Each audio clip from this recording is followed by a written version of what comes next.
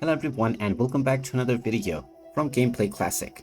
In this video, I'm going to show you how to change the language within the One Piece Pirate Warriors 4 game. So let's get started right away. First of all, open up the One Piece Pirate Warriors 4 game on your device. And once you open it up, you will be taken into the main menu after completing the first level. From here, if you go into the system settings and check within, you will not find any option to change your language. However, you can change the language settings from the main menu by tapping on the F3 button within your keyboard. After you tap on this, you will see the various different languages that are available for the game. Just choose whichever language you wish and then tap on the enter button in order to select it.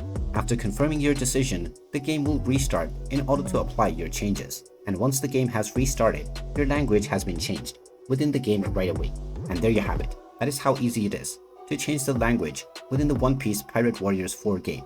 If you find this video helpful, make sure you hit that like button and subscribe to our channel if you haven't done so already. Also ring that notification bell to never miss another update from us. Thank you for watching and I will see you again in the next video.